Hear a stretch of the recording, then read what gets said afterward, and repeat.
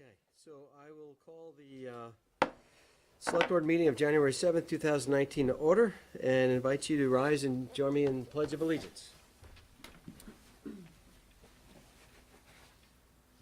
pledge allegiance to the flag of the United States of America and to the republic for which it stands, one nation, under God, indivisible, with liberty and justice for all. I'd like to welcome everyone to tonight's Select Board meeting and remind you, if you could turn your phones to silence, that would be greatly appreciated. So it doesn't disturb the meeting should it go off. Okay, next item is the agenda additions and changes. And Greg, I saw that we have a few things at our place.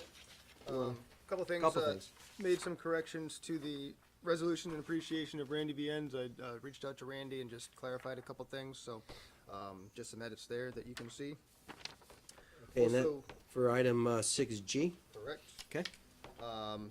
There's a typo in the memo under consent items, the approval of minutes that was not intended to be under consent, so can bring that up to 6L. Okay, so we'll move 7A, consent, up to 6L. Okay. And Andy did his reading and noticed that there were a couple of items in the reading file that had already been read by you at a previous packet. So 8J and 8K, which are memos about the Emerald Ash Borer and a letter from VLCT, those can both be struck. And lastly, there was a request from the audience to bring up the village highway stock and town highway tax discussion. I have no problem doing that. I would recommend that you let the interviewees and presenters go first, as we typically do that with guests before getting into the business, but I see no problem with moving item 6I up to after 6D, if the board's amenable to that. Okay. Thank you. I would move approval of all the changes Greg just listed. Thank you, Irene. Do I have a second on that? Second. Thank you, Mike. Any further discussion about amending the agenda for those items that Greg just described? Okay, hearing none, all those in favor signify by saying aye. Aye. Opposed? Okay. Motion passes unanimously. Thank you all. Okay, we're going to go on to item 5, which is public to be heard. This is a time for the public to speak to the Select Board on items that are not on tonight's agenda. Is there anyone here tonight wishing to speak during public to be heard? Margaret, if you could just state your name for the record, please. I'm actually not going to comment on the microphones because Are we doing okay? we're doing okay. Okay. I had a question about the item last week regarding the electric light bill. And I thought that we had a whole big thing where they replaced all the light bulbs with energy-saving light bulbs. Street lights? Street lights. Street lights, sorry. Which should have reduced our bill instead of having it go up. So I'm just curious to get a little more information on that about, did the replacing light bulbs save us money? And if so, why is it going back up? I remember asking that question to Dennis last year, and it was something about, we don't get a bill specifically, there's not a meter on those, right? There was an answer, and I forget the details. I don't know Okay. if it was something about Green Mountain Power has a kind of a set fee regardless of how much energy. I forget the details. Okay, but we can come back We'll with come that. back. Yeah. Okay. Anyone else like to speak during public to be heard? Okay, thank you. Then we're going to move on to our business items. And the first item is 6A, and we have an interview tonight with Alan Batula for appointment to Conservation and Trails Committee. I'd like to invite Alan up to the microphone. And I do want to mention to the Select Board that Alan and I work together at IBM, and he's a subcontractor for my small company. And having the Conservation Trails Committee has nothing to do with my company, but I just want to make sure the board's okay if I stay here, or do you think I need to recuse? I'd like to stay if possible. Everybody okay? All right, awesome. Good. Thank you. Andy? In the same light, I used to work for Alan 20 years ago, but I think we're past that. As the statute, And I'm good with, Yeah, it's a Statutes small run. community, isn't it? Yeah, we worked together, and I remember laughing a lot working with you. It was A lot of great. fun. Yeah. Well, a lot of fun. Okay, so Alan, if you could give us a little bit of your background about who Alan is and what your interest is about wanting to be appointed to the Conservation Trails Committee. Sure. We moved here in 1990, so I've been an Essex resident for quite a while. Raised my children here, worked here. Have taken a lot of advantage of the recreation opportunities that are in the town, as well as other towns. I'm a big proponent of having those kind of opportunities for citizens. And now that I'm retired and have some time, not quite so crazy, it occurred to me as a way to get involved with something that I care about deeply, and also a way to contribute to the community. So, hence my interest in the committee. I think I'm pretty good at analytical tasks. I think I'm a pretty good listener. And so the chance to contribute, listen to what people want, help make things happen for the town is something I'd really like to be involved in. Okay, great. Thank you, Alan.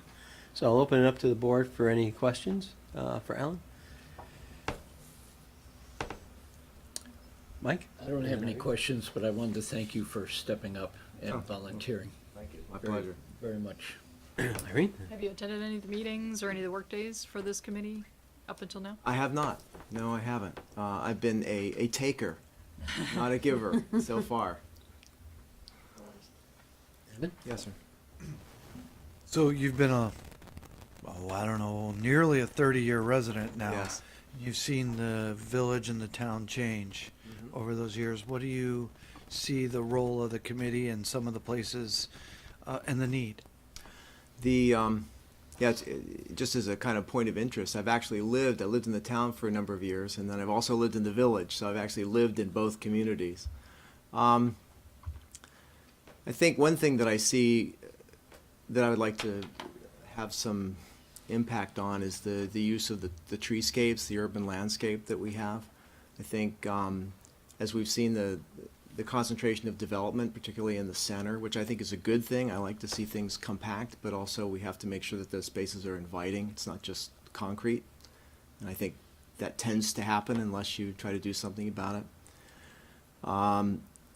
I've watched Indian Brook kind of go from I don't want to say no rules, but a pretty free, open, do whatever you want, to having to get some control over that space, and I think that overall has been a good thing. I think it provides access for the people who are really interested in it. And then I've watched the Saxon Hill project kind of a little bit from afar, and I know there's a lot of work to do there. I think that's a great opportunity for the town to get some more recreation space. Thank you. Okay. Anything else? Okay, so we'll possibly do this in open session. Is the board comfortable with open session? Okay. So what's the board's pleasure? I'll make a motion, since I've never worked for Alan before, or with Alan before. I would move that we appoint Alan to the Conservation and Trails Committee. Thank you, Irene. Do I have a second? And I'll second it because I've never worked with them either. Okay, any further discussion about appointing Alan Petula to the Conservation and Trails Committee? I just want to say that of the many bosses I've had over the years, Alan was one of the good ones, so I think that That's awfully nice of you to say. Thank you. Okay, then, all those in favor of appointing Alan Petula to the committee signify by saying aye. Aye. Opposed?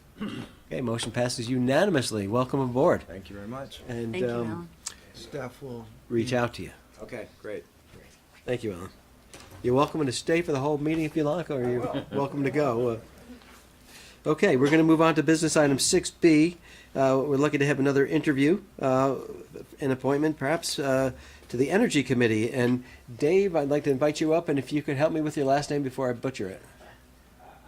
Howard? Howard. Okay, great. First, also thank you for wanting to volunteer in our community.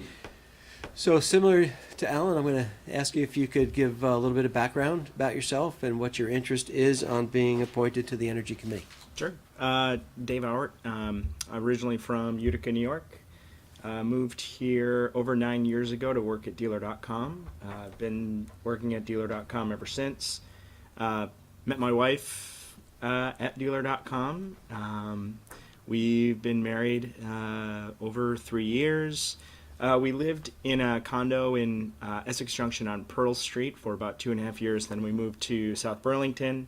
And then we moved back to Essex Junction, right off of Corduroy.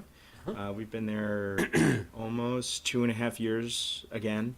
We have a lot of friends in the neighborhood, and it was an awesome neighborhood to move into. We were really excited to make the move, to have a house and start our lives. We have a 16-month-old son who actually just took his first steps last night, so that was pretty awesome. Congratulations. Yeah, we were pretty excited. And our neighbor, Abby, who was a member of the committee, she just left. I don't think she's moved to Michigan yet, but they're getting really close to making the move. Ran into her a couple of months ago. She was talking to me about the committee and asked if I was interested, and that was when she let me know that she was moving and that there was a potential opening on the committee. So we talked about it a little bit. I learned a little bit more about it. Since then, I've attended a few committee meetings. Attended the Button Up Vermont event. So got to meet a lot of the committee members.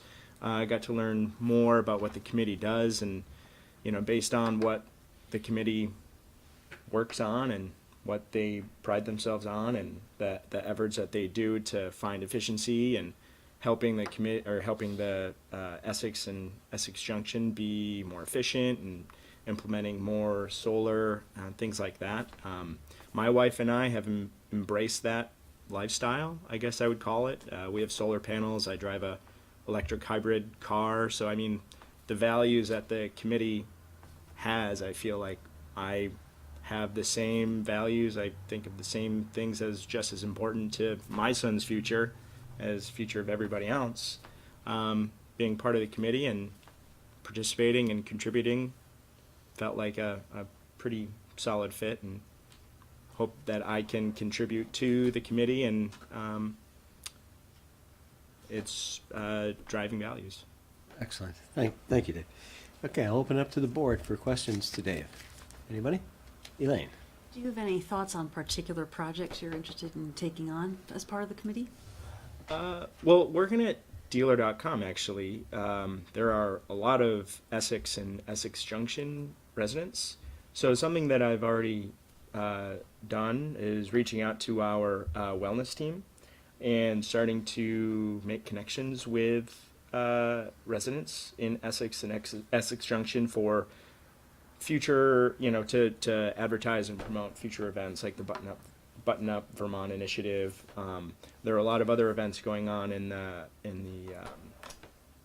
community to help promote solar with companies in the area. So helping to raise awareness with the residents to let them know what the committee is doing, seeing if there are opportunities to, have them sign up for things like Button Up Vermont, doing those free audits, learning how to be more efficient, learning about opportunities with solar and all that.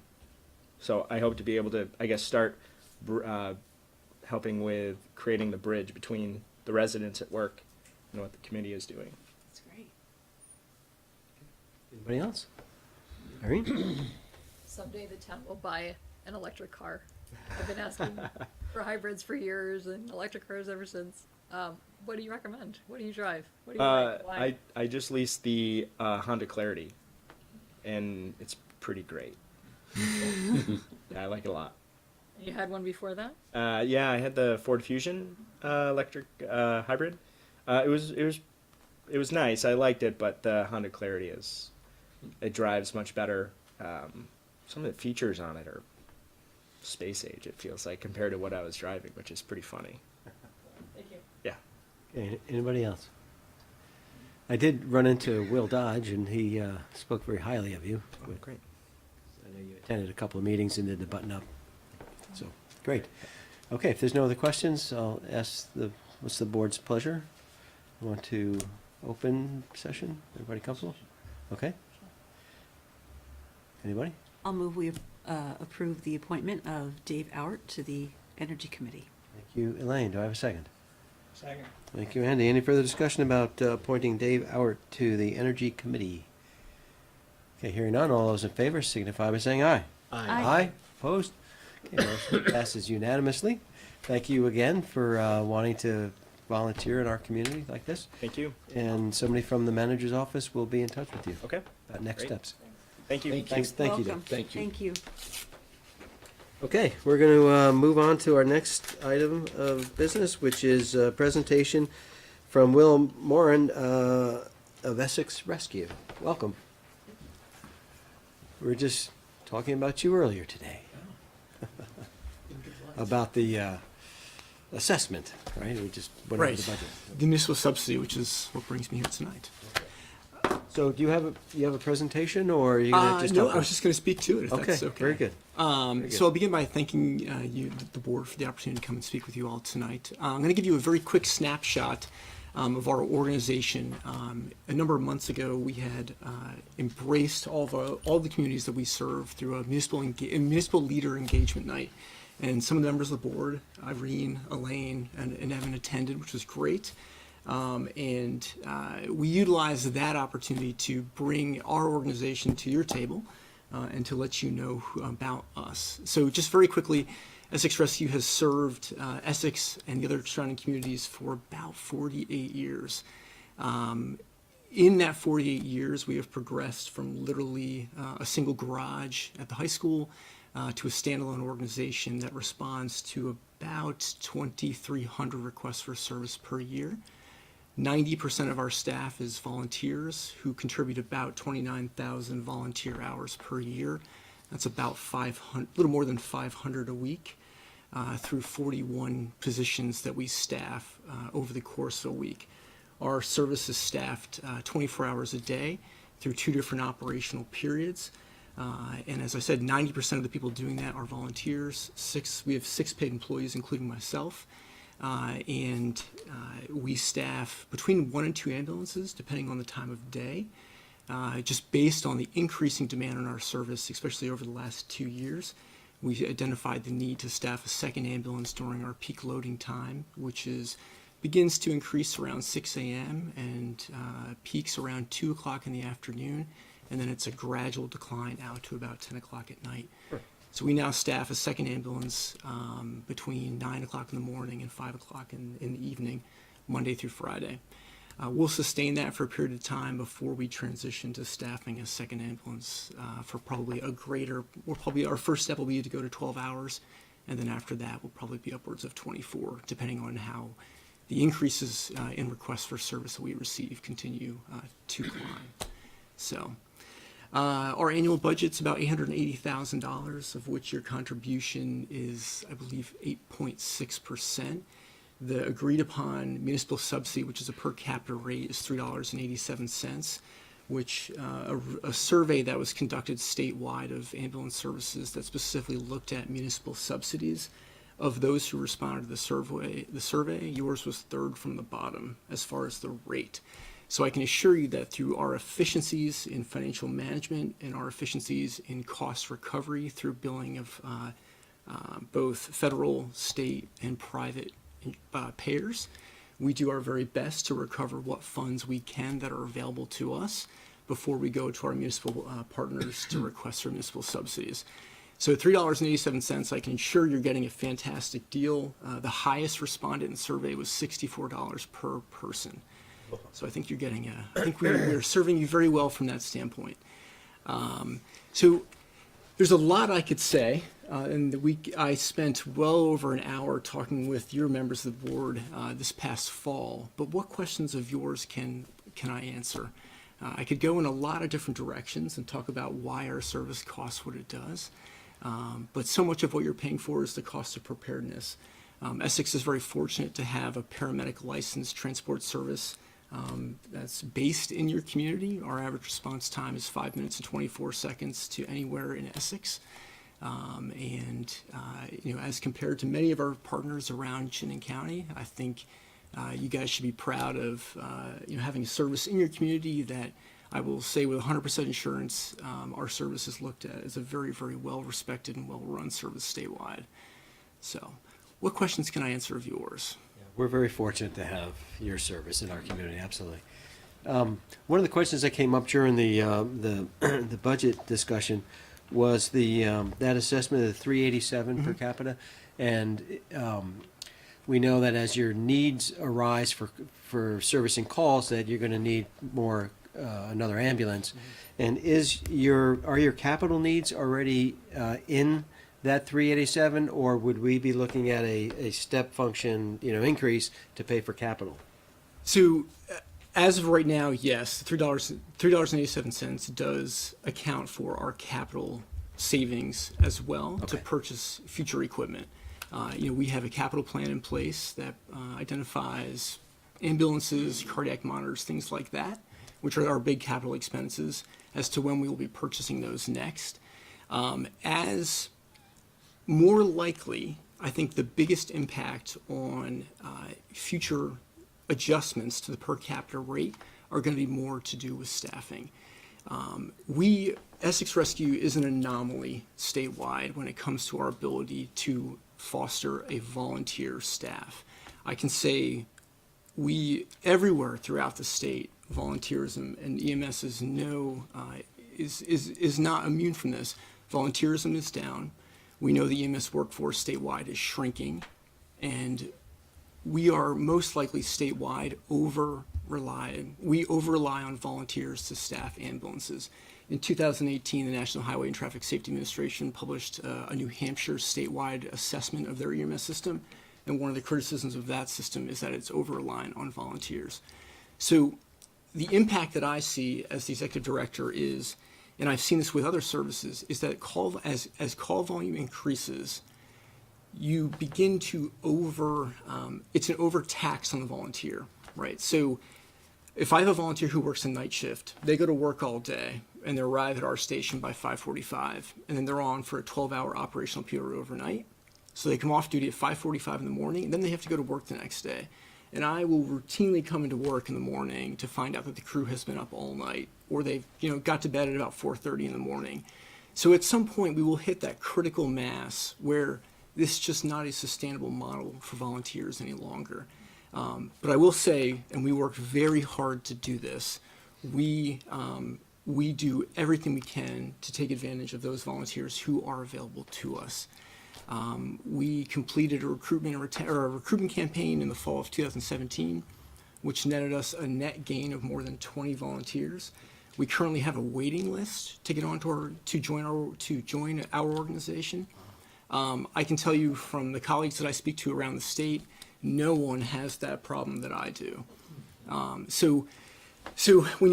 Yes, the capital piece is accounted for currently. I don't see big shifts in the volume of equipment that we currently have. Where I forecast the biggest change in our budget is going to be staffing. Absolutely. But I also don't think we're on a steep trajectory. I think it's more shallow. I mean, we do see development, and most of that development is within the Essex community, but it's not a whole, it's not a wide open sale. I think it's planned, it's steady, it's on a trajectory that through proper planning can be, properly prepared for. We do our very best to recover every dollar that we can through the payers that we have available to us. But as Medicare and Medicaid do their best to pay as little as possible. The insurance industry is not in the business of handing out free dollars. So we have to look to our partners to basically support our budgets and to fill in the gaps. So. Good. Thank you, Will. You're welcome. Other questions? Elaine? Will, would you talk about the impact of new development that we're building in the village and the town for seniors, multifamily housing? Right. How that impacts your services? Absolutely. So anytime we see housing developments, we are going to see an increase in call volume. So we know that private residences are the number one type of location classification who relies upon our service. When we see high density housing like a senior living facility, we know that is going to have an impact that we will feel. So, I would hope that as the local governing boards consider planning, that they also recognize that it is going to have a direct impact on essential services such as EMS. And again, when I talk about the impact that it has on the volunteer and their ability to, conduct their normal business, we know that as we see more development within the community, that has a direct relationship to the number of requests for service we receive. And at some point, that request for service will, I think, the wave will overcome the ability of the volunteer to meet the need, and we'll have to rely more upon paid employees to be able to do that. So, yeah. Anybody else? Evan? Aside from, say, senior housing, Right. is there another type of housing that tends to generate more calls? Any type of high density housing, which I don't, is senior housing. I can tell you, so we have looked at our call volume for our entire service area, and we've taken the data and we've produced what they're called heat maps, and essentially it's a focus of density, and we display it through a color scale on our call volume. And I think most of you could probably guess where the two epicenters are within our community. And those are squarely targeted over our senior living facilities. So we know that, if a 100-unit senior living facility is going to come in, we know that's going to be an epicenter for us. Other types, it's not so much the private single-family homes. Again, it's going to be more of the densely populated areas where you have, an apartment building. But yeah, yeah, that would be the best answer I have for you. Yeah. Do you know if when you have the higher calls to the apartment buildings, is that, if you broke it down to number of units, would it be similar on an individual residence basis? Can't answer that information. I can't answer your question with the information I have in front of me. As far as if you were to look at it from an apartment building that anyone could purchase an apartment at versus an apartment building that is defined for seniors. Is that what you're asking? I was thinking just any age. Any age. One unit in an apartment building versus one unit just Right. a single family home. Yeah, I haven't looked at that specifically. That would be some data we'd have to dig into. Yeah. Other questions for Will? Andy?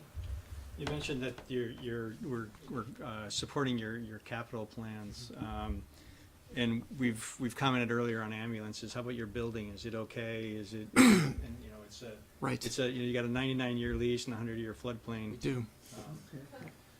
So we have been since last July looking at our facility, defining what our current needs are, what we think our future needs are going to be in the next 40 years, and then trying to decide what is the right solution for us. We do have some concerns about our current location as we're in a floodplain, and that can have a direct impact on our ability to respond in cases like the Hurricane Irene, which had a detrimental effect on the state. We have never had our facility flooded, but it's come up to the edge of the parking lot. So starting this past July, we stood up a building committee. We've done a market assessment of real estate that's available. We would like to stay within the Essex community as far as our central hub, looking at commercial real estate that's available in the areas that we would like to be positioned. And a lot of it has to do with access to move from where we would be to other parts of the community. Those are all options on the table, but we're also looking at a major renovation of our current facility. So we have partnered with an architect and a civil engineer, and just last week, they surveyed the property and they're putting together an initial set of conceptual drawings if we were to do a station renovation. Because what we do know for sure is that we can't continue to operate in the space that we're in. We have outgrown that building in many, many different ways. One of the impacts is that we can't store all of our emergency response equipment indoors. In this time of year, I can't leave a stocked ambulance outside. It has to come inside. So one of our first response units, the equipment was stripped off and the vehicle was moved outside, so I could have a third ambulance stocked and ready to respond if needed. So we are moving in a direction. It'll either be to relocate within Essex with a new facility or a major renovation of our current facility. But until we have some of the answers from the civil engineer, we aren't ready to make that decision yet. But we certainly appreciate the opportunity that we have to be on the high school's campus, and there are some advantages for us that we did identify, such as the 100-year lease at $1 a year. Those are the types of advantages that are going to be difficult to reproduce somewhere else. So there are a lot of benefits to that. So, yeah. Elaine? Do you forecast, out 5 years or so, what you expect the annual per resident cost would be for each town? I would not be prepared tonight to answer that question. I certainly could follow up with you on that. Yeah, I'd appreciate that. Absolutely. Thank you. Absolutely. Yeah. Irene? And then At Mike. some point, I heard that you were short drivers, you were looking for drivers and that they could bump to the top of the wait list or something. Is that still true? Because we're on TV and some people are watching live and Right. they may be commercial drivers or people who So- are comfortable with a big rig. Right. So, as one of the, we finished a recruitment campaign around this time last year. It was a little earlier than this time last year, but many of the people we brought on have made it through all of their training.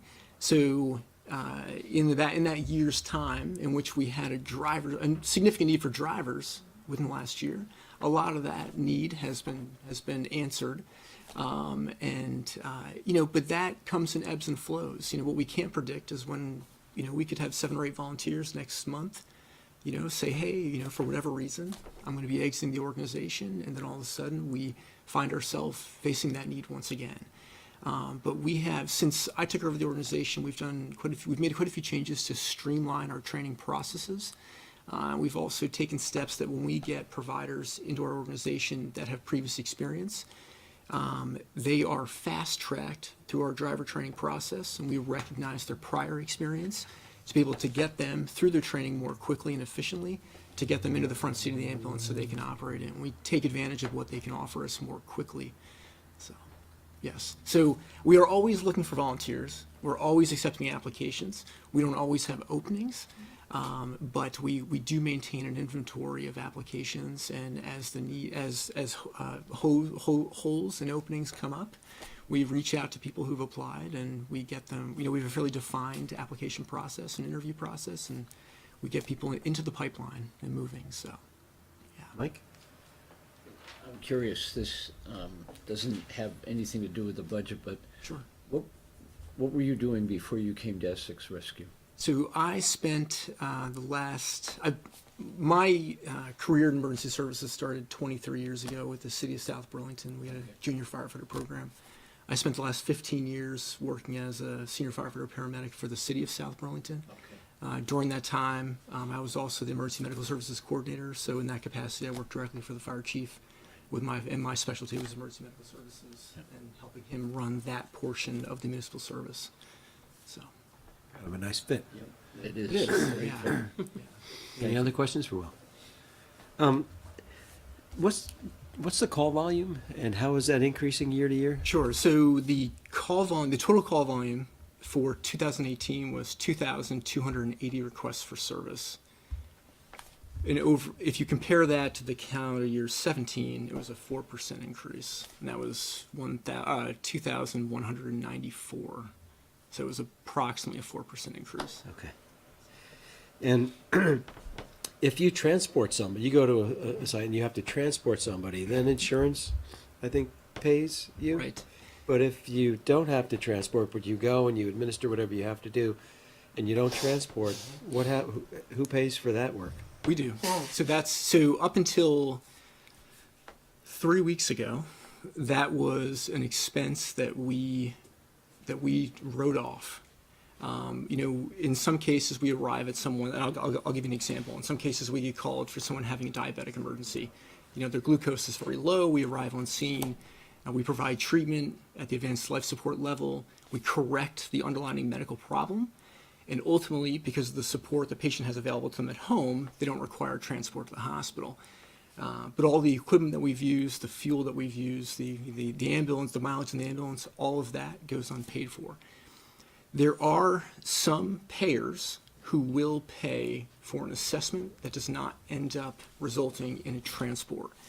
One of the steps that I took recently to improve financial efficiency was we switched to an out-of-state biller, ambulance biller for us. And one of the things they do that they're very good at doing essentially is figuring out how you can get paid where you didn't get paid before. So we are now, for those patients who have insurance that will pay for an assessment that does not ultimately result in a transport, we are billing those insurance carriers. If we do have a community member who doesn't have that benefit as part of their insurance package, we will not bill them for that expense.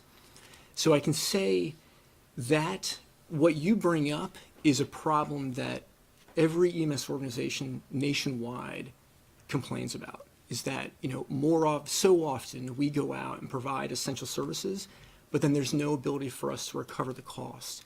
That is changing. Aetna was one of the first insurance carriers in the South that started doing that. I think that trend is going to continue to increase. It's not very available when we look at the spectrum of payers that are available to Vermont residents. There's not a lot of them that offer that benefit. I believe we will see that change. So, but that's something that, myself, my colleagues around the state, as leaders within the industry, we're the ones who have to push the insurance industry to build those types of benefits into plans. Okay, great. Because because essentially what you're doing is the town of Essex is subsidizing the insurance industry by providing subsidies. The EMS industry nationwide has been frustrated by the declining rates at which Medicare reimburses at. Our position is that they don't pay their fair share. So we have to go look elsewhere to help us make up that cost. So I can tell you that we are doing everything we can to increase Medicare reimbursements because, especially in a community like Essex, which has a significant portion of senior citizens who are, Medicare beneficiaries, they are one of our significant user groups. So One of the epicenter hotspots. absolutely. Mike and then Elaine. So now I have a question on the flip side of that. That program that you solicit isn't the right word, but the mailing that I get every year that I respond to for The membership drive, absolutely. Yep, the donation, and if that's the case, then we won't bill for the ambulance piece. How is that working out for you? Is that a push? Is it like a 50-50 push, or is that a loss? It supports 12% of our budget. Wow. It's a double-edged sword, but both the edges are benefits. It benefits our organization because for you, the resident, to pay $50, it's $50 that we can put into our budget. Right.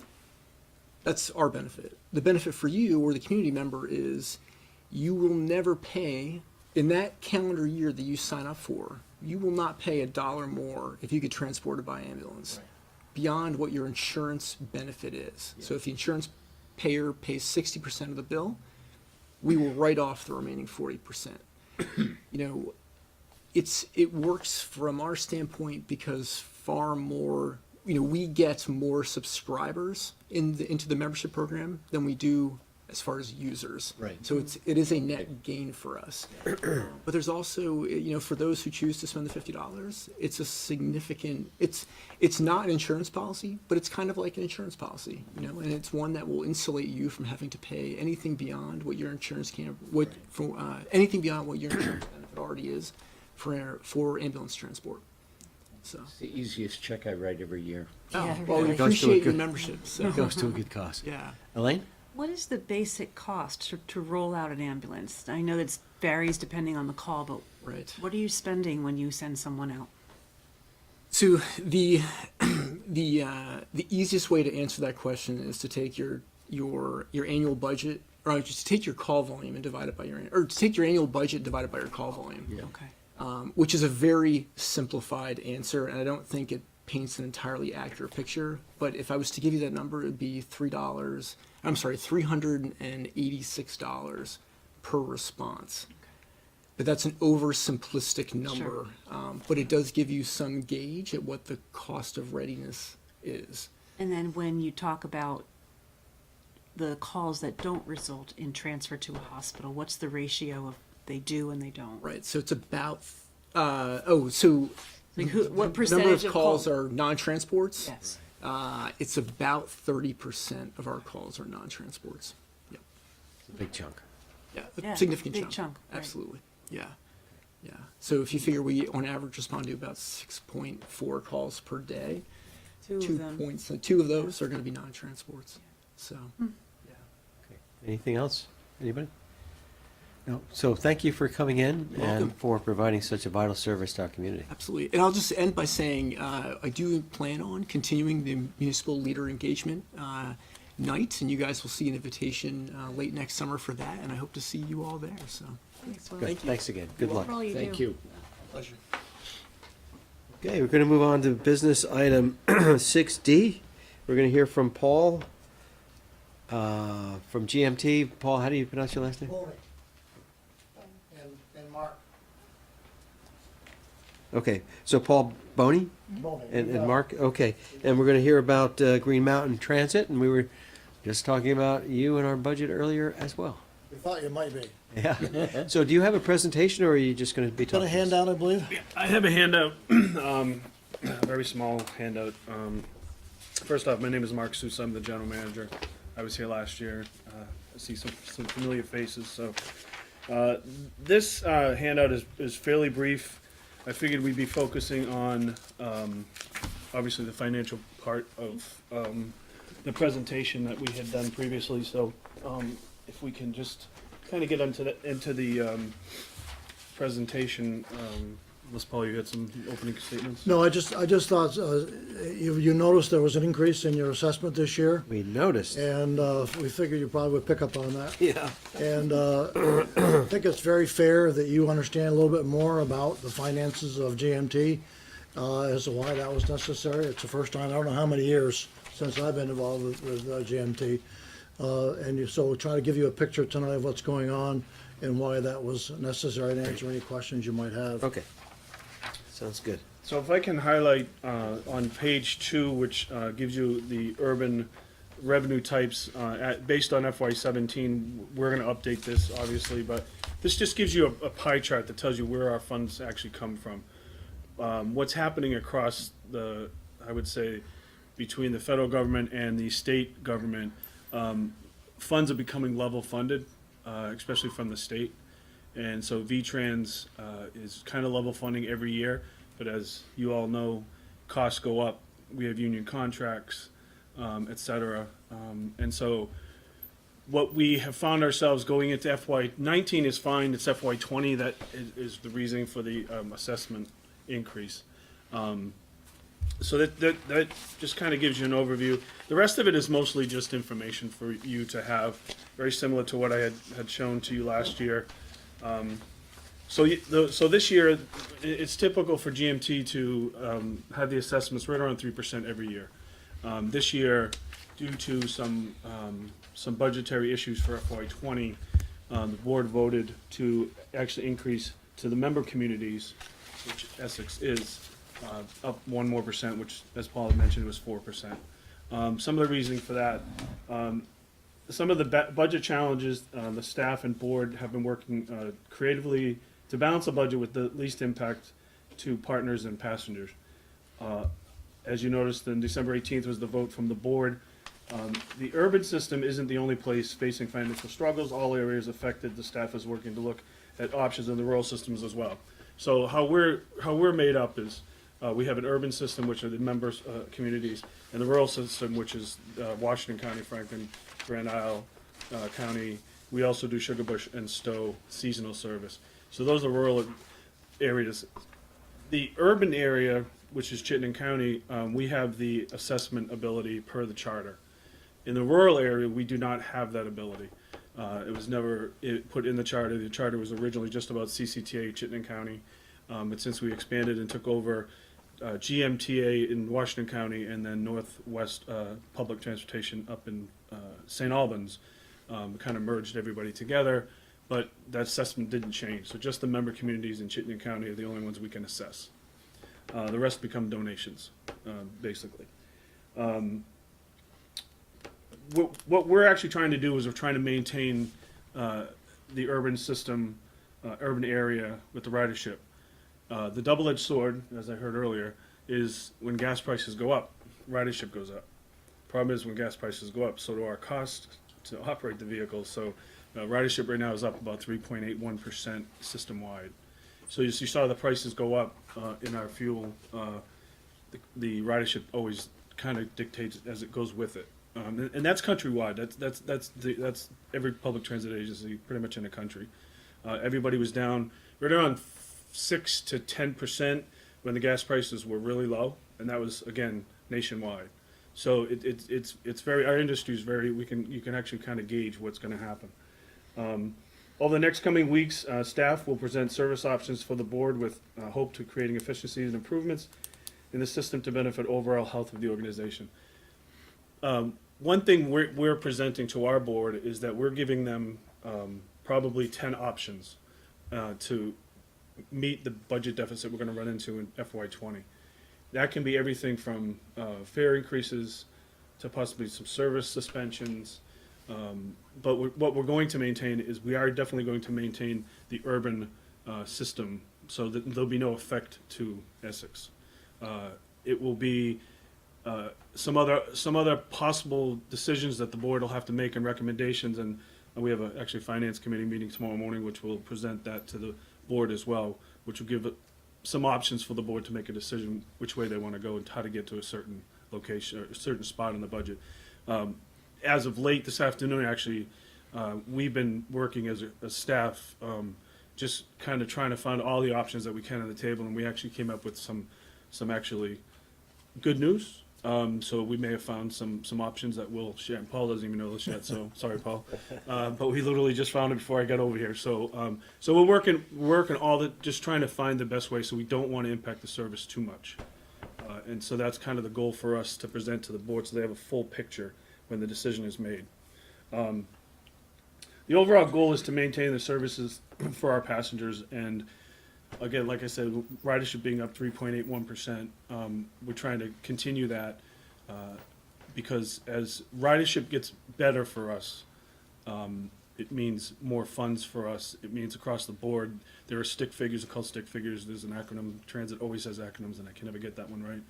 But it basically says how many riders you get per passenger mile, per fuel. It includes fuels, and there's 5 of them total.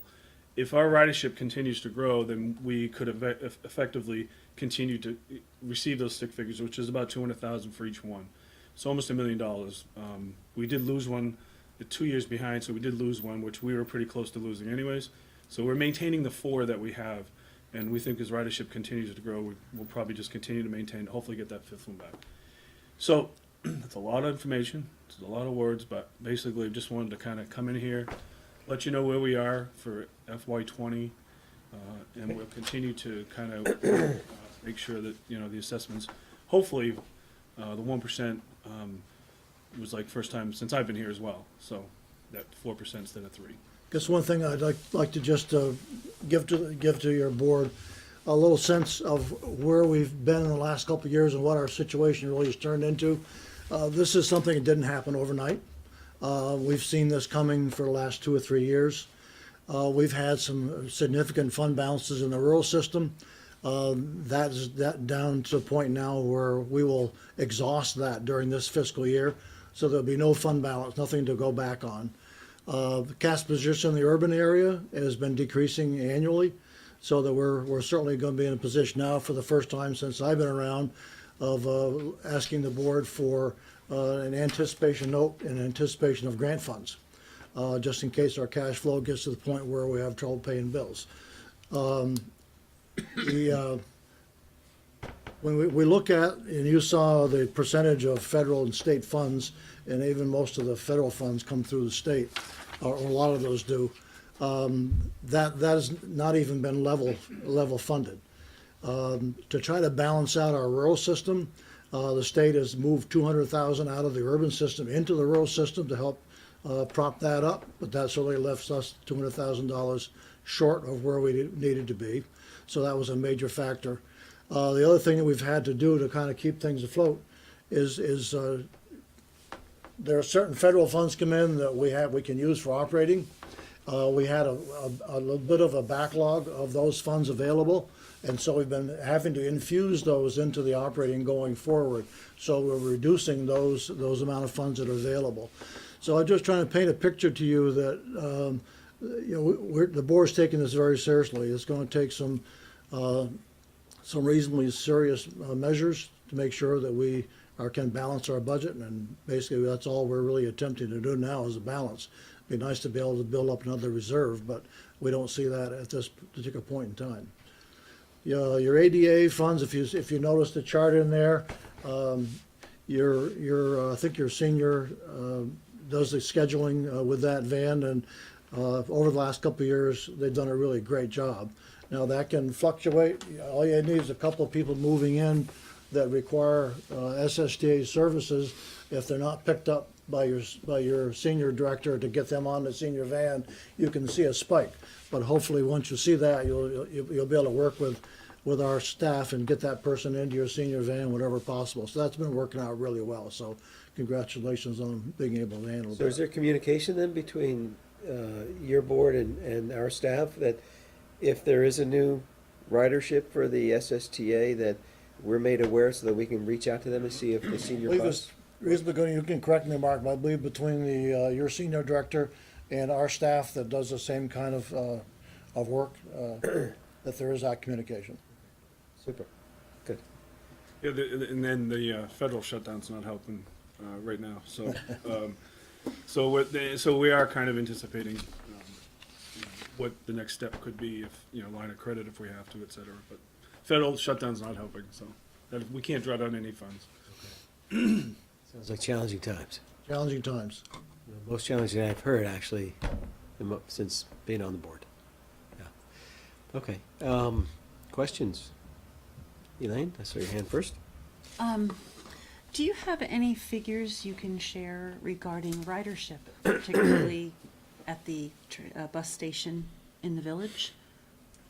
We have, yeah, I can get those too. I just have the overall number, but like I said, it is increasing in town. That would be I great can to send it to share. you. Sure. They have it broken down by route, so all the routes Sure. that service Essex, you can see the numbers on those. And That would be for the really first time in a useful. couple of years, they're going up. Yeah. I'm wondering, I think the last time you guys came before the village trustees, I asked, in terms of analyzing ridership, and like at the Richmond Park and Ride and people who move on from Richmond down to Montpelier, have you ever considered putting a line from the Essex bus stop to the village bus stop to the Richmond Park and Ride to enable everybody here, and there are a lot of people here who work in Montpelier, so that they can take the bus from here instead of having to transfer in Burlington. They can come to the park. They can pick it up here and ride through the Park and Ride down to Montpelier. Is that ever going to be a route that might be considered being added? I don't know if that specific route, but I will tell you we just went through the next gen study, which was 18-month study to kind of make our system, take a look at our whole system and see how it works. And interlining is one of those comments that has made from going from point A to point B without nothing, not anything in the middle like the DTC or anything like that. So I don't know if that specific one was mentioned, but I can grab the report and let you know. That would be either way. really helpful. I mean, there's a lot of Montpelier workers in Essex, and going to Park and Ride is halfway there. Yeah. So it'd be a lot easier to start from here. Yep. Can't wait till some of the other new park and rides come up. That would be helpful because Richmond is right now. It's overflowing, Yes. that too. Oh, It's yeah. hard to find parking there. Yeah. Yeah. Okay, anybody else? Andy? I recall in the past seeing a lot more numbers from you, and is that, maybe that's comes later? I don't know. I remember seeing line items that have all the different communities, what they're paying, so we can at least get some sense whether how much we're paying relative to other communities are paying and We can provide that. those kind of things. There's one sheet that has all the assessments on it for every community, so that would answer that question. We can share that, sure. So, He- Just send it to Evan and he can distribute it to all of us. so that's two items so far. So it's probably not a good time to talk about expanding routes, but there's businesses in the Saxon Hill Industrial Park who I've heard from that would love to be able to have some bus service up that way. It's getting to be more populated and developed. So there are a lot of workers going in and out of that every day that I think could benefit from some type of bus I service. think we've received some inquiry on that as well, directly. Okay. John Moore met with you, Evan? John Moore, did he meet with Yes. you? So I think he's Yeah. on it. It'd be important to know if there's a kind of a survey being done up there to how many people are really interested in that bus service. And I think they're working with Revision and Blodgett and someone else up in that area. We seem to have a lot of, not only of our own residents, but Winooski and just north and east of here seem to be a lot of their employees track through, I think, Route 15. I think it's the number 10 or 2, which tracks through to, which I want to say two. 2 Yeah. tracks to Winooski. So, but we'd like to keep up on that. And I know that CATMA is also involved in that, if we're gonna throw acronyms around. Because I don't actually know what CATMA stands. Yeah, we work very closely with those. We have an employee assistance pass. We have all sorts of different things with them, so. Yeah, I know the group is met, so. Great. Okay, other questions? So if you can get the detail I will budget get stuff all to this- us this week, Yes. sooner will be better, because we're right in the thick of I'll it. get it to you by tomorrow. That'd be wonderful, you. Mark. Thank you. Okay. Super. So Thank you Mark again and For Paul, allowing us to be here. Thanks. good luck. Thanks for your time. Bye. Yeah, thank you for the information. Okay, we're gonna move on to our next item of business, which we brought up from 6I. We're gonna do that now, which is the decision of whether to accept village rolling stock budget. Is that, got your name next to it, Sarah? Or we can, Oh, good. okay, Greg? That's what I was saying. Have them just laugh. So this is, we've talked about this a little bit, you've seen it in your reading file, it came up during the Public Works budget discussion last week. But basically, staff had put together a proposal that was going to eliminate the highway tax and also try to equalize the tax rates between the town and the village a little bit more. Basically, just to recap, the idea was to take the village rolling stock budget, put it into the town operating budget, and by eliminating the highway tax for the town outside the village, it would have basically offset, would have been about $1 difference between an increase or decrease between town inside, town outside the village. There were a couple of changes to the Public Works MOU that would have had to taken place to allow that transfer to happen. One of them was going to be that an increase over 6%. The select board would have had to authorize that increase of more than 6%. The second piece was would have been to allow the transfer of village capital funds into the town operating budget. At this point, feedback that staff has heard from both boards, maybe not the right time. We still think it's a good idea and a really good idea. In terms of eliminating the highway tax and offsetting some of those budget or tax discrepancies between the town and the village, but from what we're hearing, it's probably not the right time to do it this year.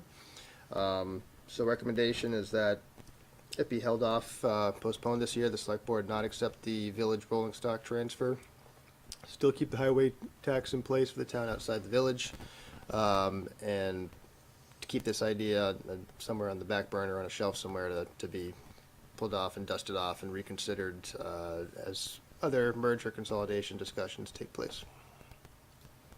Okay.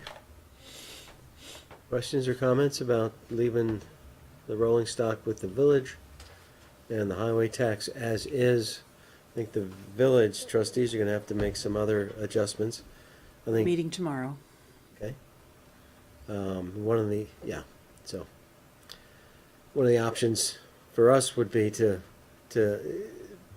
perhaps take the building supervisor completely, but that's something we can talk about.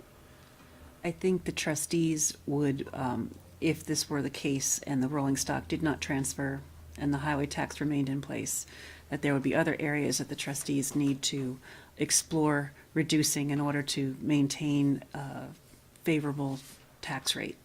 And so they would not want to be able to support the 20% or 30% of the buildings manager position that was initially put on the books, so.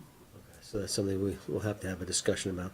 But in general, the idea would be, because they're looking, the trustees are looking for an answer tonight about the rolling stock, and the proposal right now is for us to just leave it with the trustees and leave the highway taxes as is for now, knowing we're talking about merger, and if we do go forward at some time in the future, that would, maybe that's the right time to do it. But Right. any concerns about that plan? Okay, hearing none. I'd like to put that in a motion if we could. Right? You want that? I think that, Andy? I guess I'll ask the question. No, sorry, I'm not making the motion, I'm asking a That's question, fine. sorry. Sure. Had to do some thinking there. I know the intent here is to have this be kind of a trade. You don't do one unless you do the other. Should we have the discussion about whether to eliminate the town outside the village highway tax, whether or not the rolling stock moves? Because I mean, I brought this up when we set the tax rate last year. I asked to eliminate it then, and it didn't fly. I don't know if consideration is different now, whether it should be discussed again. Who are you asking the question of? The board, I guess. Yeah. I'm not asking you. I'm looking at you, but My thoughts on that, I'm Andy. focusing on the microphone, not I you, appreciate, sorry. because I could answer for you if you wish, or you guys could go. Well, my thoughts are to leave it unchanged this year for this budget. And it could be, if we go forward with merger and the public wants it, that's the time when that would disappear. That would also help with the budget impact to those outside the village at that time. And I think that would be the more appropriate time at which to get rid of that tax. So we're not, hopefully, talking less than another 2 years or so, something like that. But I'm not in favor of getting rid of it in this budget. I'd like to, for the reasons I just stated. Mike? If I'm not mistaken, that rate is .011, That's correct. and there's a couple more there, but for all intents and purposes, it's 1 1/10 penny. Exactly, 1 and 1/10. And if I'm not mistaken, based on the assessment or the 280 that we always use, I can't remember, but is that 120 or 130,000? 250. Correct. Sorry? 265. 165,000. Thank you. So if we eliminate that, there's another 165 that we've got to find or cut someplace, right? If we were to do that now. Anybody else? Okay, what's the board's pleasure? All right. I would make a motion that the select board not accept the transfer of village rolling stock into the town highway budget in FYE 2020. And what about the highway tax? Leave that as is? And to leave the highway tax as is. Thank you, Harry. Do I have a second? Thank you, Elaine. Any further discussion on not accepting the rolling stock and leaving the highway tax in place? Okay, hearing none. All those in favor of the motion signify by saying aye. Aye. Aye. Opposed? Yay. A motion passes 4-1. Okay. We're going to move on to our next item of business, which is approval of process to send letters of appreciation to volunteers. Greg? Yep.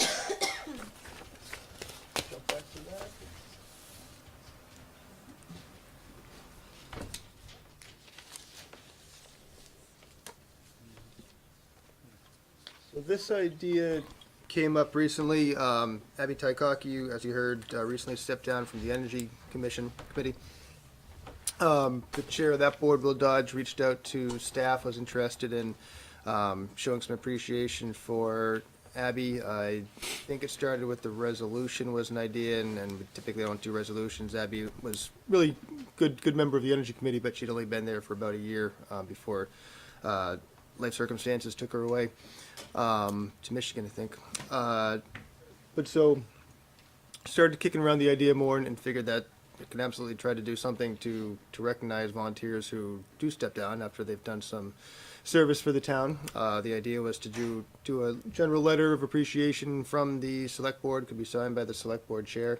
Nothing too elaborate, but just kind of a thank you for your service.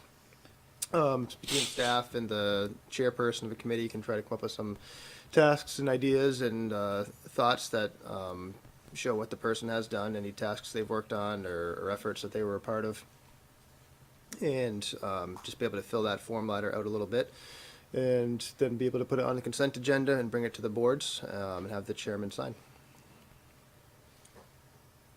Comments on that process? Good to have policy for those when these things come up. I think a letter of appreciation would be certainly appropriate for everybody, or nearly everybody. I guess there's always, could be exceptions. So what's the, any comments, questions, concerns? Irene? I don't think we need hard and fast rules, but maybe just some parameters. We've appointed people to certain committees and they've shown up to one meeting in the couple of years they've been there, so I think, I don't necessarily want an automatic letter generated just because someone resigns from our committee, but if they've shown up at meetings, they've done something to warrant a letter, then I say by all means, let's send a letter. And would that letter need to be approved by the board or give the staff the?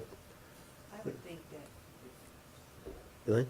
I would think that just a quick consultation with the committee chair to make sure it's not someone who, Yeah. Excellent. you know, and point. just Yeah, say, yeah. is it okay if we Right. send Good. this letter? Yeah. Maybe put it in our consent agenda, or, excuse me, our reading file, but I don't think we need to approve that kind of paperwork. Right? Andy? Who's it going to be signed by? Is the quick one. The idea is to have the select board chair sign it. Given that, then should the select board approve it before, you know, or are we going to make one motion to say that the select board chair can always sign all letters of appreciation from here forward? I don't know. Well, it could come from the manager, I guess, right? I mean, the thought that we had in putting this together is that it would go on the consent agenda. That's what I would prefer to see it on the but- consent agenda, and then if discussion is warranted, someone could ask for it to be brought Sure. up to the business item. That's a good idea. All right, Thank you. okay. What's the board's pleasure? Would you like a motion? I would, thank you. I would move that the select board approve the form letter of appreciation for outgoing volunteers and agree to a consent agenda approval process for the personalized letters.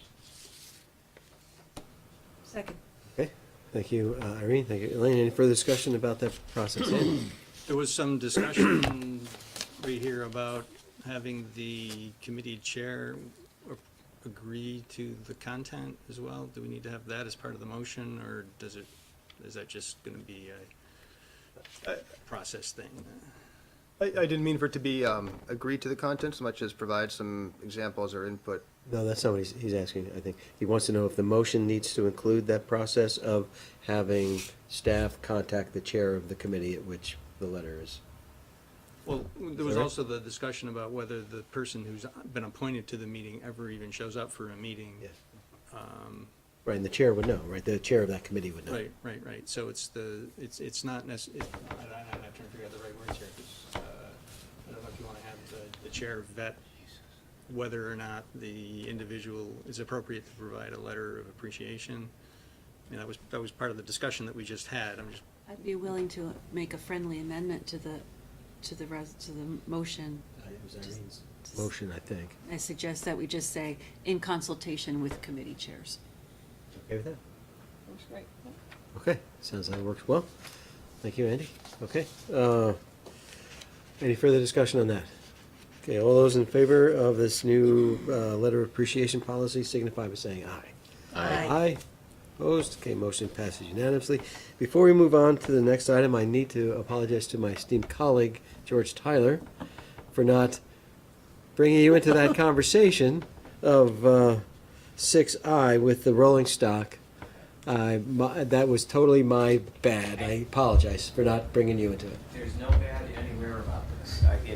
We just needed a decision, so we could, because it was kind of just a stopping point, that's all. We just needed to have some Okay. decision. And it's not that we're not, into consolidation, it's just at this time. The we think- only bad was no decision.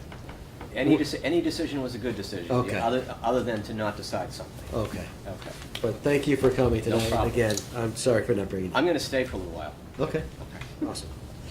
All right, great. We're going to move on to business item 5. Have those. Business item 5F, or 6F rather, which is approval of resolution of appreciation of Lauren Marisso. Greg, that's on page 11? Yes. So continuing our idea of, or theme of giving appreciation to people who deserve it, Lauren Morriso absolutely deserves some recognition and a resolution of appreciation. The select board seeing the resolution tonight, the trustees will see it tomorrow night, but Lauren was a long time employee of the village and the town. Corrected the date, the copy that Elaine has the actual date of when she was promoted to the finance director in the village. But Lauren was instrumental in the village finances for decades. When she started working in the town, just as important. She was instrumental in helping the two communities consolidate their finance departments, budgets, everything else. She will be missed tremendously, but hoping Sarah's a good person to fill her shoes, but we're still going to miss Lauren, and hoping that the boards are willing to sign a resolution of appreciation for Lauren.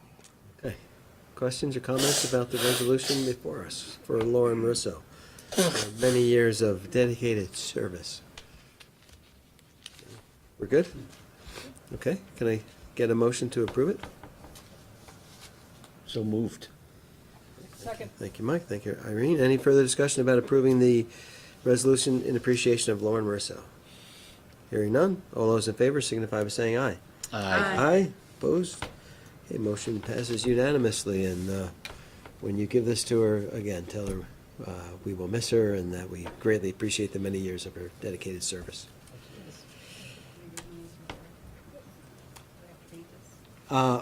Actually, thank you. That's usually the process. Yeah, why don't you read that into the record for us? Thank you. Sure. Resolution in appreciation of Lauren Morriso. Whereas Lauren Morriso was hired as accountant computer manager for the Village of Essex Junction on June 7th, 1993, and whereas Lauren was promoted to Village Finance Director / MIS Director in 2006, and whereas Lauren was hired as co-interim village manager for the Village of Essex Junction in September 2012, serving in that role for more than 10 months, and whereas Lauren was hired as finance director for the town of Essex and the Village of Essex Junction in January 2015, becoming the first unified finance director for the town of Essex and the Village of Essex Junction. And whereas Lauren retired on December 31st, 2018, concluding more than 25 years of dedicated service and leadership to the entire Essex community. And whereas Lauren played a crucial role in consolidating the village and town finance departments and aligning village and town budgets. And whereas Lauren's budgeting skills, creativity, and fiscal oversight ensured that the village and town had strong financial bases. And whereas Lauren served as a mentor to numerous municipal employees, demonstrating leadership through honesty and expertise. Now therefore be it resolved that the Board of Trustees and the Select Board, on behalf of the staff and citizens of the town of Essex, including the village of Essex Junction, hereby extend our most sincere appreciation to Lauren for her 25 years of dedicated service to Essex. Adopted this 8th day of January 2018 by the Essex Select Board and Essex Junction Board of Trustees. Thank you, Elaine. Okay, we already had the vote, so do you have a comment? It's January 7th. Should it say 2019? Should. It should say probably 7th day as well, right? Isn't today the 7th? Well, I can correct that and bring it to your I next think meeting. it's going to the, okay, yeah, 7th and then 2019. Okay. Great, we're gonna move on. Speaking of letters, resolutions, we're in 6G, and that's approval of resolution in appreciation of Randy Vians. Greg? Yes, Randy Viens, the assessor, another longtime employee for the town who is going to be missed quite a bit. Also retired on the 31st, same day as Lauren. Randy started off here in Essex as the appraiser for the town of Essex. He was promoted to the assessor in 1999. He's been in that position ever since then. Well respected in the town. He also did a lot of work with the state. He was a longtime member of the Vermont Assessors and Listers Association. He was often testifying down in front of the state legislature, doing research in terms of assessment, current use, reappraisals, those types of things. So another person who we believe is very much deserving of a resolution of appreciation, and hope the board concurs. Thank you, Greg. Comments, questions about the resolution? Can we get it on the board? And I'll have to fix the date on that one too. Okay. And, well, a lot of people don't usually come into the town to talk to the finance director directly. I can tell you, they come in to see the tax assessor a lot. Yeah, he's a popular guy. And in my first 10 months, I have never been anywhere where people didn't complain about their tax assessment and how they were treated. Randy and his department do a fantastic job, and did, of explaining how your taxes got to be what they are based upon value in the process. And Karen has some very large shoes to fill in that respect as well. But I know she's up for the task, but Randy was really exceptional at his people skills. And he seemed to really enjoy that position. He sure did. Okay. Elaine, you want to read it into the record, and then we can... resolution in appreciation of Randy Vians.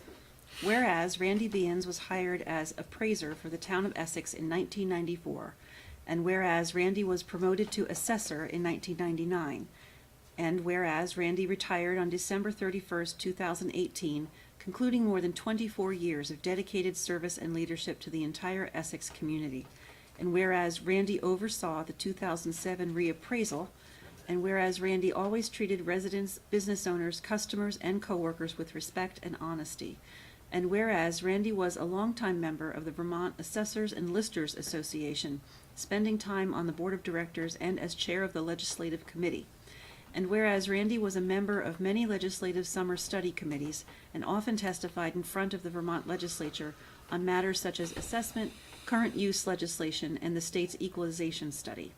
And whereas Randy was appointed by Governor Peter Shumlin and Governor Phil Scott to the State of Vermont's Current Use Advisory Board.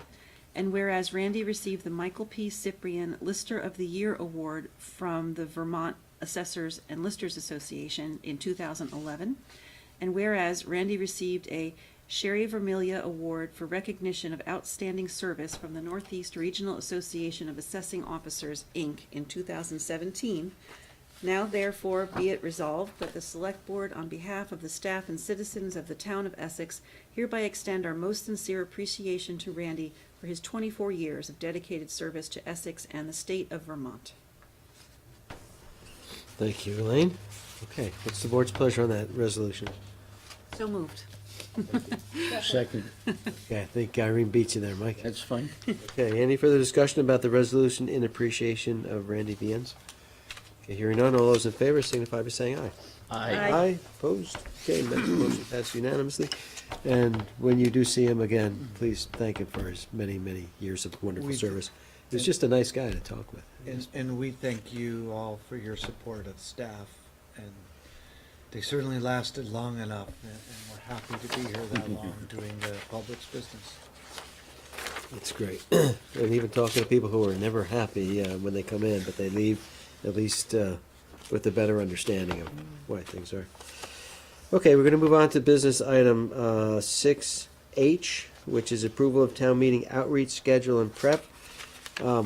In your packet, there was this table, and Irene pointed out a few dates that won't work because we'll be busy here.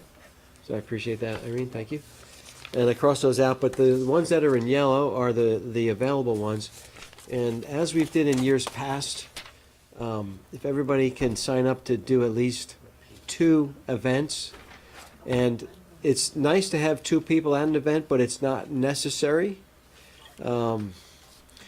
So I was hoping you had a chance to look at your calendar, and if you wanted to offer up some slots to fill, I would fill in the table and then make that available to Evan to distribute to everybody.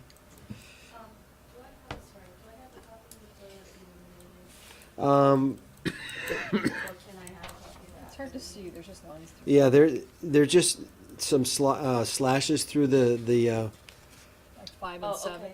like on February 4th. Okay. All right. Who would like to go first? And let me back up. As you know, what we do here is we hand out information on the menu and the time for the town meeting, a budget Q&A kind of summary, and we want to talk also about what other Q&As or handouts we want to do, and I think Greg had some ideas. One I think would be on governance, kind of where we are with governance. But you might want to think about doing one where we are on the shooting ordinance. That's something that people may want to hear about, and open for other suggestions if you have any.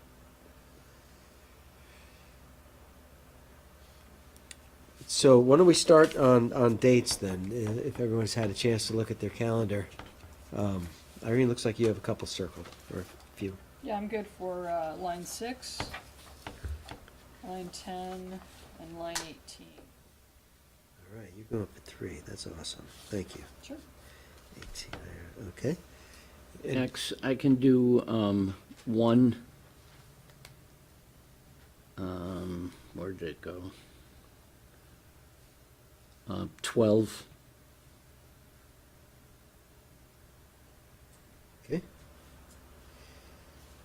And Irene, are you on 18? Did I hear you say? Yeah, she's got. Yeah, we can do it together. Yep. So 18. Okay, great. It's often more fun to be working together. Andy. I can do 6 and 13. 6.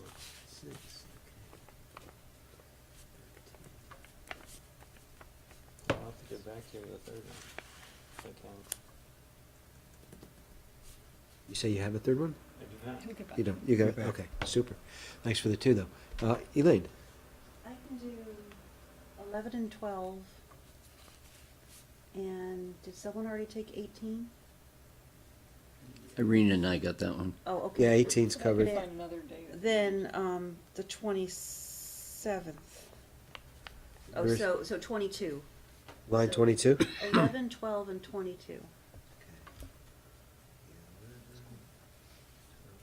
Okay, great. All right, I'd like to do line 15. Let's see. I can do line 21. Let's see.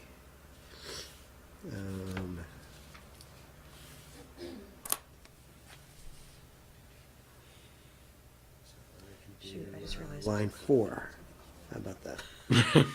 Okay, so that gives us 1, 2, 3, 4, 5, 6, 7, 8, 9, 10, 11. Perfect. I'm serious. Yeah, No, that's I'm pretty good. I was hoping at least 10. We got 11, so that's great. And Andy, if you're able to do another one, that'll be fine. Not necessary, but that'd be great. Okay, so thanks for that. So what about Q and As? Town meeting info, right? Town meeting time and menu and stuff. Q and A, obviously on the budget summaries. Budget. Should we do one on governance? Everybody? Yes. Okay. What about shooting? Yes. Shooting, okay. Shooting ordinance? What else? Any?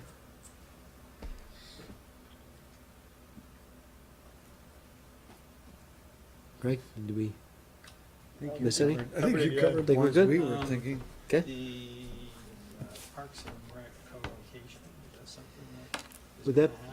Would that be part of the budget one, where you talk about that? Because that's budget enabled, right? Go either way, yeah.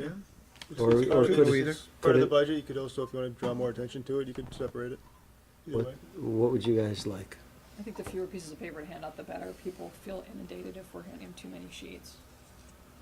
So include that info, some make sure trees. it's explicit on the Yeah, if you budget. have like a, a full quote or a special box on the budget page about it. Because we don't have a lot of details at this point, right? It's mostly Right. an introduction to the idea. By next year, we can talk about the process and Okay. get into the meetings. Andy, looks like you got an idea. No, I'm just No? trying to- Okay, so then we have those four things: the town meeting, info, Q and A on the budget, governance, and shooting ordinance. That's probably good. That's good. That's a pretty good Okay. package. All right, I don't think we need a motion on any of that, do we? Okay. All right, thank you all for, being willing to go above and beyond and do these other things. That's great. Okay, then we're gonna go on to, what else? We have, 6J. You wanna just introduce the next two, Greg?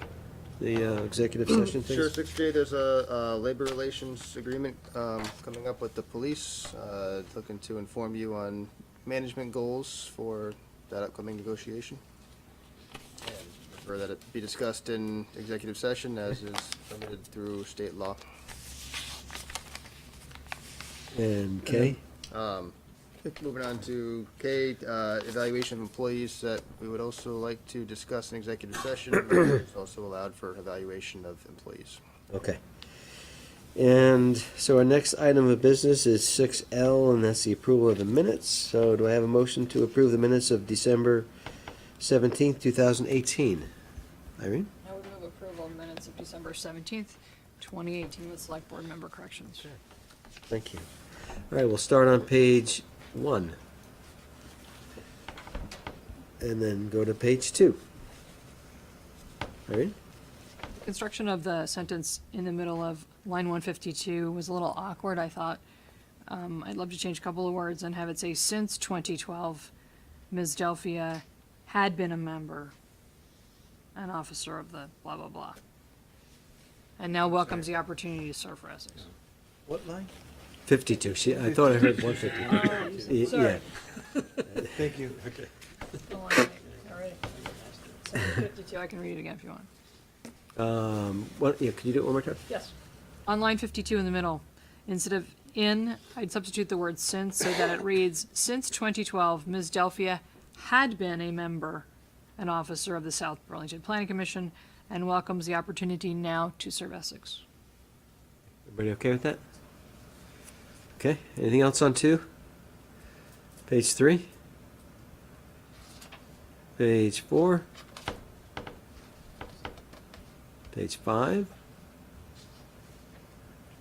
All right, At the end of line 231, no, at the end of line 230, I'd like to take out the and making, which then flows into any necessary repair, and replace that whole phrase with beyond 1 year. is that clear, Ken? Yeah, everybody okay with that? All right, page 6? Page 7? And lastly but not least, Irene, page 7? Just has some corrections to the minutes, but I don't know how many of these are detailed enough that they need to be spelled out. I think the most important one is 330, where we take out the last 5 words, add members of both boards. So don't add members of both boards? Right. I forget what the context was. And then on line 338, we need to add Andy's name because he seconded it, and Mr. Levy asked for select board member comments.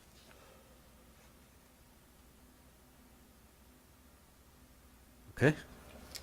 Any issues with those, either of those lines? Okay, and page 8. Irene? On line 360, please. I believe Mr. Watts wondered aloud if those select board members who are campaigning might choose to sit out. Then I would insert the line, the group determined that all could participate. If they don't campaign. Right? Sure, provided they're not. Provided they're not At the same campaigning. time. Yeah. Everybody okay with that one on page 8? Okay. All those in favor of the, I'm sorry. I yes, just have a question. Going back to line 330, yes. so are we editing the minutes here, or are we editing the minutes that these bulleted items edit? Do you understand what I'm saying? I know that's very meta. Those were words that I had added, because I had crossed out some words that were there. In the previous minutes that. Right, and in the previous minutes, the secretary in the draft that I don't have in front of me,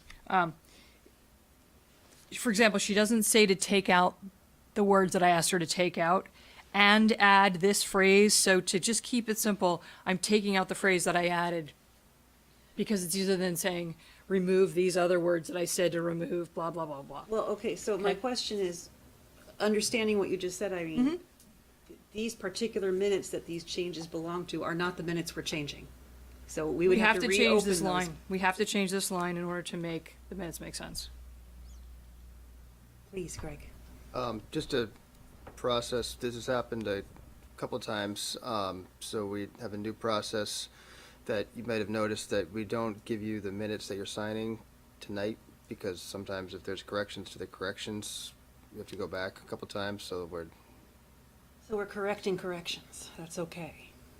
But they haven't been we're, signed, or? we're waiting a little bit longer to sign them, because we've had some times where we have signed signed approved minutes that then get corrected, so. Does it matter when they're signed or when they're approved? Well, that's my question. I don't mean to part hairs here, but if the board is going to be changing already approved minutes, we need to open up those minutes again. That's my only point. And since we're very particular about process on this board, I felt I should point that out. I'm fine with going back to the change I asked for in those minutes rather than correcting the change as it was made. Okay. But that still requires a change here. That's and- fine. and there. That's fine. I just want to make sure we're correcting the right thing and not getting in trouble. Are you for it clear? later for Because I'm not. Who can explain that? I It makes sure sense can. when you look at the minutes of December 15th, which I did this afternoon. Okay, so in terms of these minutes that we're looking at today, on line 330, it's my understanding that we are not making a correction to line 330 at this time. Is that correct? This line will have to be updated according to what I handed you on the December 15th minutes, Okay. which was to take out Got it. a certain phrase about Got it. Okay. and joint board members, to which So I also said add members of I'm both going boards, to write in the right? minutes that, that the revision is to line 330 to, align the correction with the appropriate correction for the minutes. That'd be great. So we're not opening up other minutes. That's the way to do it. Yep. That is, it's a little awkward, but I think that's the process that we've defined. Okay. All right. Glad we got that cleared up. All right, all those in favor of the select board minutes of December 17th, 2018 with corrections signify by saying aye. Aye. Aye, opposed? Okay, motion passes 5-0. We're going to move on to the December 18th minutes. Do I have a motion for that? I would Irene? move that we approve the select board minutes of December 18th, 2018 for the joint meeting with select board member comments, no corrections. Corrections, all right. Do I have a second on that? Okay, thank you, Elaine. All right, we'll start with page 1. And move on to page 2. Irene, are you on 1 or 2? I'm just curious if, the description of Lauren's duties on 43 match what is on her resolution, because I thought she was just the village co-manager. Was she also town manager and assistant manager? She was definitely assistant manager. She was village manager, she was, village manager, interim village manager. Right, I just wanna make sure that this is correct, because I don't think it reads correctly right now. Right, it Town should probably be village. changed town to village. Should say village co-manager. Yes. Okay, so I'm taking out the words town manager and assistant and inserting village co-hyphen at the end of 43. Does that work for people? She was the village assistant manager. And assistant. You should keep the and assistant manager. Just add the word, cross out the word town, and then add village and co to manager. Got it, thank you. Okay. Page 2. All right. Line 80 at the end, it's really wordy. Instead of saying the location of where each line came from, could we just say the origin Where? of Instead each of what? line at the end of 80 into 81? So instead of location, origin?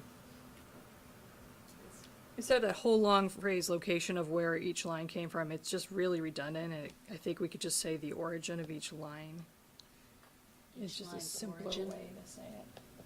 About each line's origin, That works too. even shorter. It's just a mouthful. I don't even think it Do you have needs that, to be. Kathy? Everybody okay with that? Yeah. Also, line 64, we have the word recreation, and we have the word recreation in the next line, so maybe we don't need to be too generous there either with saying it twice. See that? Okay, so take the one out at the end of 64. Okay, everybody okay with that? All right. Page 3. Page 4. All right. On a number of these lines, such as 140 and 143 and 147 and 156 and 160, I see the word rolling stock, but I thought it was a rolling stock fund we were adding to the town budget. And especially when we say phrases like we do in here, like, we're gonna move rolling stock somewhere. Considering rolling stock moves, I think it would be nice to say fund every time we say rolling stock in this section. Okay, everybody all right with that? It's just adding the word fund after rolling stock. And you caught that on 146, 150, and 159, and nowhere else, correct? But I can look through. 140, 143, 147, 156, 161. I think that's it. 159, did you say? It's all over that section. Yeah, you just Yeah, do it's all over. a search I and might wanna replace. Make sure that I'm Thank you. Okay, so anything else on 4, Irene? Yeah, sorry. 167, members consider using the highway tax, not for the building manager, but to offset funding for the building manager. What line? 167, I have. In the middle? 170. I don't see it there. 170. Oh, did your numbers move from where I'm looking at the old draft? Sorry about that. Okay, so now that I finally found the line, sorry. The changes for, We're just adding to offset funding in between highway tax and for the building manager. everybody are okay with that? Because it's not a direct funding of the building manager's position with the highway tax, obviously. Okay. Page 5? Page 6? And anything on 7? Okay. All those in favor of, oh, Andy, go for it. Just a comment. I wasn't at the meeting, but our policy doesn't allow me to recuse myself, so I will vote, Okay, just so you're aware. okay, thank you. Okay, Irene? So there's a notation about minutes here in these, their parts, and it starts at the bottom of 5, goes on to 6 on my paper, but maybe it's all on 6 on yours. There were no minutes of November 19th discussed that day, nor were they on the agenda, so we don't really need those lines here. What's approval of minutes from Right. November 19th? Right, they were approved at a prior meeting. They were approved on December 5th. So remove 237 and 238. If that's what your line numbers say, yes. If 237 was actually an agenda item, It was not. it wasn't, okay. Okay, that was just leftover. Okay, all right, Well, artifact. all right. Thank you. All right, all those in favor of the select board minutes of December 18th, 2018 with corrections, signify by saying aye. Aye. Opposed? Okay, motion passes unanimously. Now, we have one more set of minutes, right? Do we? That was it. Consent Oh, agenda. that's it, just the two, okay, great. All right, then we're gonna move on to consent items. Do I have a motion to approve the consent items? I'd move approval of the consent agenda items with select board member comments. Thank you, Irene. Do I have a second? Second. Thank you, Andy. Okay. We have the check warrants in there and the letter of appreciation to Abby. Any comments or questions? Andy? Yeah, I noticed that check warrants 17501 completely repeat themselves in 17503. Is that a Before. error? Is that extra work for anybody when that happens? You had asked that, and I forget to get an answer, so We'll get an we'll answer get for an that. answer. Okay. If it's extra work, please don't do it. But, you know. Yeah. Okay, anything else on the consent? Okay, hearing none. All those in favor of the consent agenda signify by saying aye. Aye. Aye. Opposed? Okay, passes 5-0. Any comments on reading file? Anybody? We took out J and K. Andy? The Storm the State House event, thanks for signing me up. Could be that. It's actually called Local Government Day, but Yeah, it sounds a little bit violent almost. I know, Storming right? State So House. unlike VLCT. Would you like, yep, it's item M, 8M. would you like us to supply you with a yellow vest? No, I go in peace. Elaine? I'm curious whether item D, the memo regarding Champlain Water District, are they coming, is this for us to read now and we're gonna talk about it later, or is this just information and? Just informational, but if you have questions, we can get answers, or have Aaron or Dennis come speak to it. Other comments or questions? On the legislative breakfast, that's coming up on the 28th of January. I'll be there.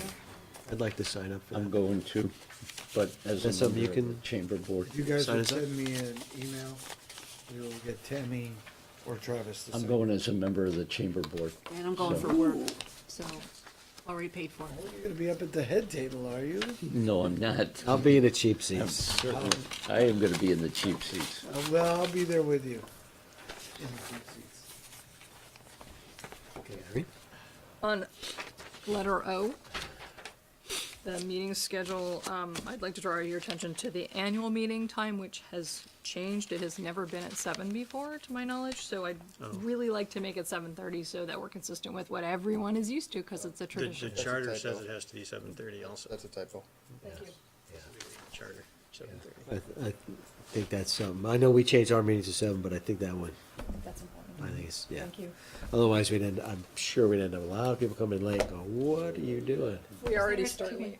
Is there a community dinner ahead of time? Yes, and that starts at 6. 6:30. 30. 6:30, yeah. Yeah, we used to do a little earlier, but I think 6, Too much. too much time, yeah. But it leaves enough time for people to go in the hall and see the different tables that are set up and stuff. And also on that, with the latest budget schedule, we have the 28th, January 28th is still penciled in, but we're probably gonna eliminate that meeting. And have the public hearing on the proposed budget on January 23rd. Okay. Okay, any other comments on that? I just have a question about Sure. the outreach. So when we go to these games, like, do we need to pick up a table and get documents, or Well, what happens? We used to get tables and chairs, and Irene and I put together like this board, remember? But I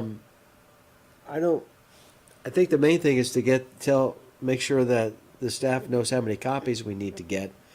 And then you just, find some place to put your stack down or so, and then you just hand them out. I can go with you to your first one if you want, and show you. Pretty informal. Yeah.